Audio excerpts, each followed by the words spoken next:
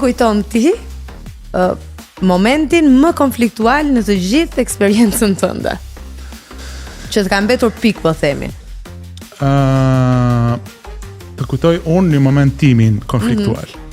Kemi qenë duke xhiruar kë është filmi Bolero në vilën e pleqjve me Robert Ndrenigën dhe Margarita Xhepën. Po.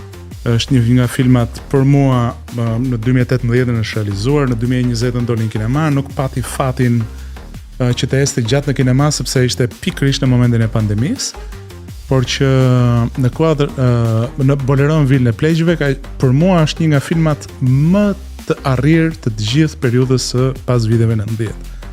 Gjatë filmit ne xhironim në një rrugë më këtu tek shkolla e kuqe, pak më sipër është një vilë.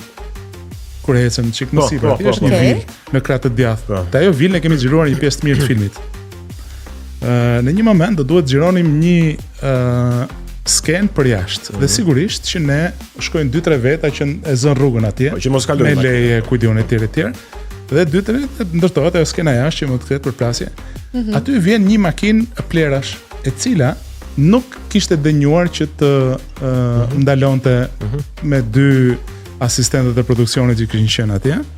Dhe kjo gjë mua më acaroi shumë dhe i kam dalë makinës përpara në një terror që pse ti nuk ndalon. Dhe kjo ka qenë një konflikt që sigurisht ndaloi aty, por që kjo ka qenë një gjë që ishte e çuditshme edhe nga ana ime që shpërtheva në atë moment, po si do ta përshkruaje veten me 3 fjalë, po themi, gjatë shesgjërimit? Nëse të sheh Ols, ti t'je përshtypjen një njeriu që nuk acarohet kurrë, që nuk e ngre kurrë zërin. Është e pamundur të nxjerrësh këtë. Domethënë në momentet që unë jam acaruar në jetë ose që kam pasur dhe unë ato të mia, kam kuptuar që shkoj në një tjetër nivel dhe pastaj kur jam shqetësuar kam kuptuar që ti kurrë nuk duhet të shkosh në atë nivel. Dhe kjo është një formë parandalimi i vajtjes i çuarjes së vetes time në atë nivelin që unë e konsideroj shumë të shëmtuar. Kështu që unë jam sigurisht shumë i madhur, jam një njeri shumë bashkëpunues dhe në pjesën më të madhe të rasteve mirë kuptues, por në momentin që kuptoj që kjo gjë nuk bëhet, aty jam i vendosur për një gjë që nuk bëhet ose që bëhet. Një gjë që s'do e toleroje kurrë, për shembull, në punë, po themi. Gënjeshtrën. Okej. Kështu që nëse keni implanti thoni, jo vonohet se kishte trafike dhe gjëra të tilla, mos e provoni fare. Unë jam thari së vërtetës, kështu që dua shumë të vërtetën, edhe pse ajo vjen në formën e vet ashtu siç vjen, po e pranoj më shumë atë se sa gënjeshtrën. Çfarë shenjë horoskopi e Olës? Peshore. Do me thënë sot që jemi 3 peshore. Jemi 3 peshore. Tetor, shtator, 28. Nëse unë jam peshore tetori, prandaj po thoj pse po shkojmë kaq mirë ne. Po pra, si ka mundësi? Ç'është ky ekuilibër në kinotek? Jo kaq shumë ekuilibër. Jo kaq shumë ekuilibër. Egon, si mendon ti? Peshorja ime e tetorit sikur të shkojmë te lojrat, që të fitojmë kohë sa më shumë të jetë mundur.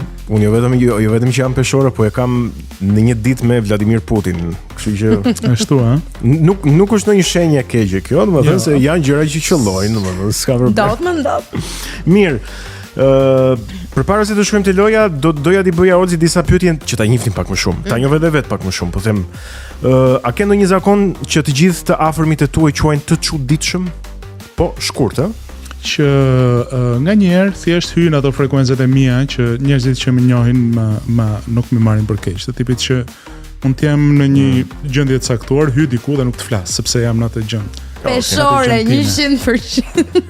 E konfirmojmë. Okej, mirë. Nëse nuk do të ishe në industrinë e filmit, Ols, çfarë pune do bëje në jetë? Do isha kamionist. Po pse? Të pëlqen? Ore, di që bëjnë lek ata? Më pëlqen shumë të jetoj me veten time.